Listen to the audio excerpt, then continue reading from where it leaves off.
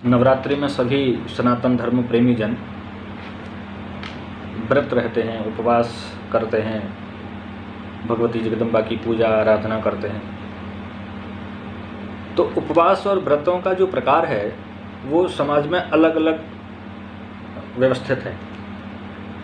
कोई पूरे 9 दिन व्रत करते हैं और कोई पहले दिन व्रत करते हैं और लास्ट में व्रत करते हैं, अंतिम दिन व्रत करते हैं।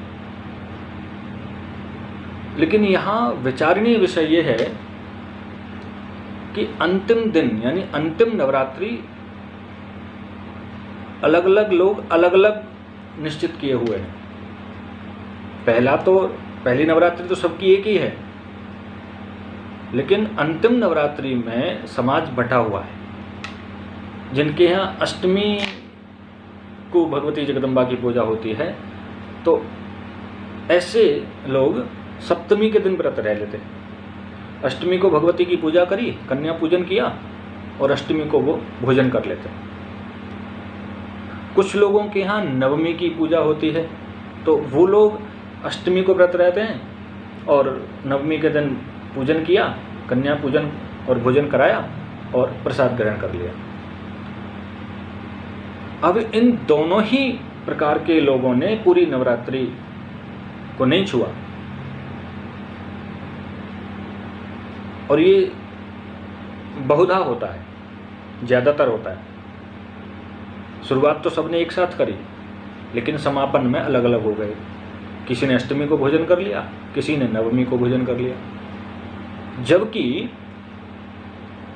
भगवती जगदम्बा के 9 दिन का पर्व है ये, इसका नाम ही नवरात्रि है।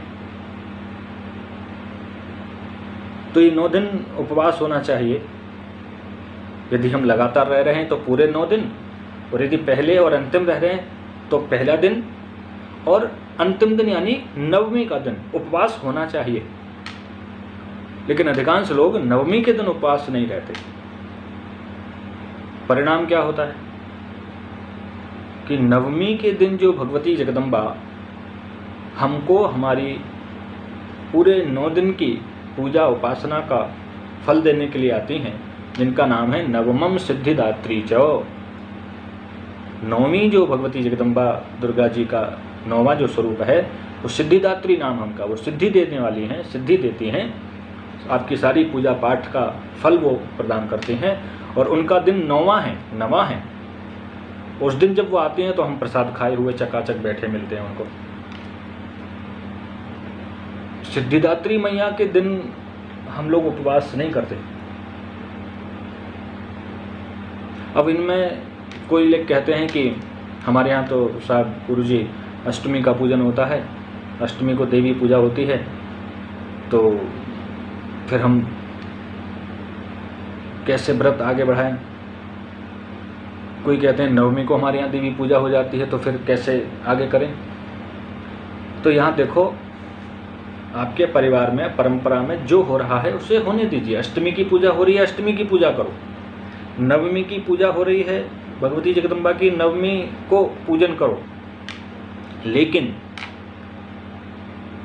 आप अपना व्रत यदि पहले से लेकर के 9 दिन लगातार रह रहे हैं तो पहला, दूसरा, तीसरा, चौथा, 8वां, 9वें दिन भी आपको व्रत रहना चाहिए।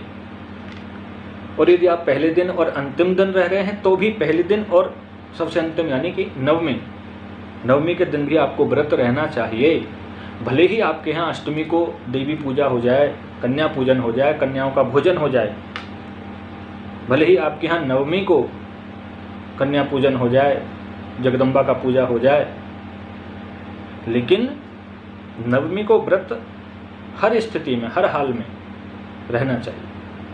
आप कन्या पूजन कराएं, परंपरा का निर्वहन करें, लेकिन उपवास नवमी को अनिवार्य रूप से रखना चाहिए। 9 दिन पूरा पूजन करें, उपवास रखें। आगे बताया देवी भागवत में, ब्राह्मणान भोजयेत पश्चात पारणम दशमी दिने। इस प्रकार से ब्राह्मणों को भोजन आदि करा के, दक्षिणा आदि दे करके तब व्रत पूरा होता है, तब दशमी के दिन भोजन करना चाहिए। तो श्रीमद् देवी भागवत से ये स्पष्ट होता है कि नवमी को व्रत रह करके दशमी को व्रत खोलना चाहिए, दशमी को व्रत की पारणा होनी चाहिए, नवमी को व्रत अवश्य रखना चाहिए। तभी भगवती सिद्धिदात्री मैया जगदम्बा हमको हमारे नवरात्रि व्रत पूजन आदि कर्म का फल प्रदान करेंगी।